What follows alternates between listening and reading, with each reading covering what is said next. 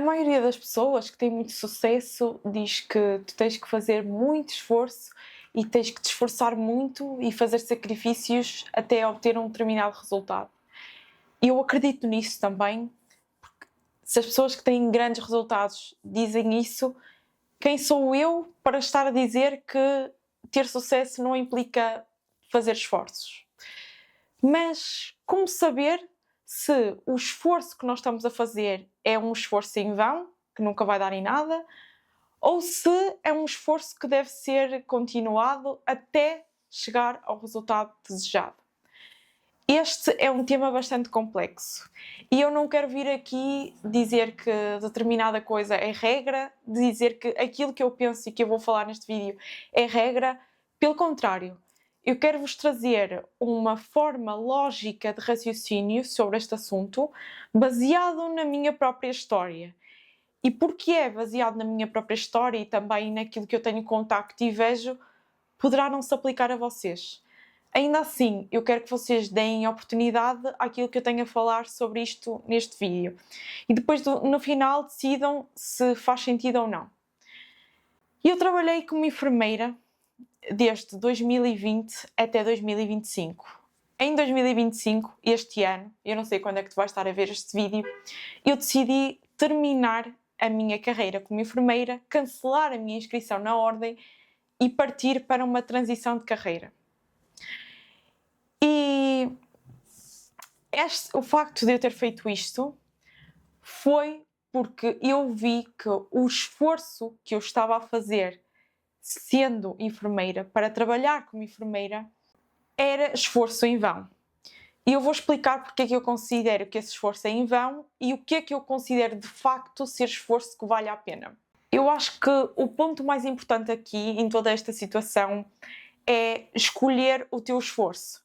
Ou seja, o segredo aqui não é fugir de todo o tipo de esforço que existe e procurar sempre o caminho mais fácil, mas escolher qual é o esforço que estamos dispostos a aceitar e qual é aqueles que não estamos dispostos a aceitar. E foi nessa lógica de raciocínio a razão pela qual eu decidi cancelar a minha carreira como enfermeira.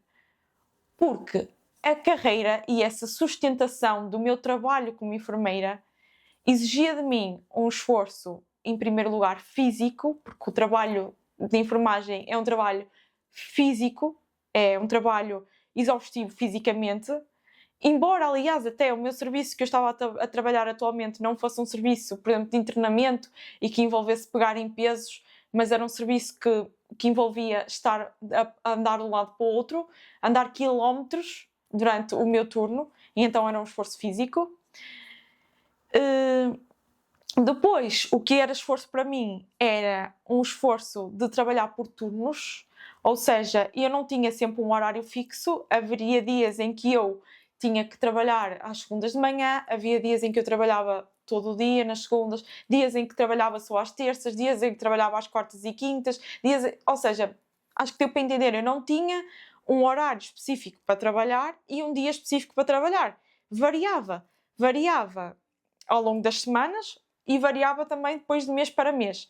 Ou seja, no final do mês saía o meu horário, normalmente dia 27, 28, para o mês seguinte. E isso é um esforço para mim, porquê? Em primeiro lugar, porque não tinha previsibilidade sobre a minha própria vida, ou seja, tinha que orientar toda a minha vida em função de um horário que só saía ao final do mês e que eu tinha que planear depois o meu mês, que não sabia como é que ia ser, se eu ia ter muitos turnos, não sabia se não ia ter muitos turnos, como é que iam ser os horários, se eu ia ter 12 horas 3 dias seguidos, se não ia ter 12 horas. Vocês estão a entender, era um sacrifício para mim não ter essa previsibilidade. E depois, o facto de trabalhar por turnos fazia com que a minha vida fosse extremamente inconstante e eu sou uma pessoa que funciona melhor, reformulo a frase, a maioria das pessoas funciona melhor tendo uma rotina. Não importa se a rotina é complexa, não importa o quão nós achemos que a rotina é uma coisa monótona, nós gostamos de previsibilidade da rotina na nossa vida. Isso não significa que nós não gostemos também de um dia ou outro, ou de uma vez ou outra, fugir na rotina, sabe bem, mas no geral nós gostamos de ter essa previsibilidade. E então, eu não ter isso era um sacrifício também, um esforço da minha parte. E depois também tinha a parte financeira.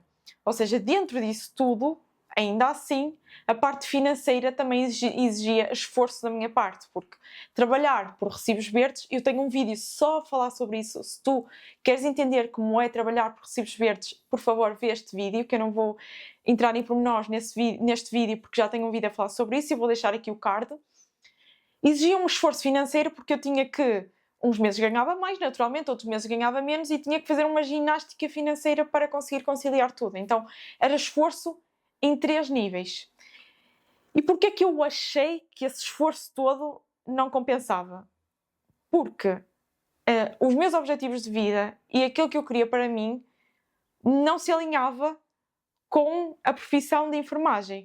Ou seja, esses 3 esforços que eu fazia, ainda assim, não eram esforços que me levavam a ter a minha vida que eu desejava no futuro. A vida que eu desejava no futuro e que eu desejo no futuro é uma vida muito presente para a minha família, eu já falei disso em vários vídeos. É uma vida em que eu possa ter controle sobre os meus próprios horários, independentemente da questão financeira, se eu ganho mais ou menos dinheiro, isso também é importante, como é óbvio, mas eu não venho aqui trazer uma conversa de liberdade financeira e essas coisas. Eu acho que vocês já estão muito fartos de ouvir toda essa questão. Mas o meu objetivo, no fundo, era ter essa liberdade para estar com a minha família. Um dia que tivesse filhos, estar presente para o meu namorado, estar presente na minha própria vida, para a minha própria família.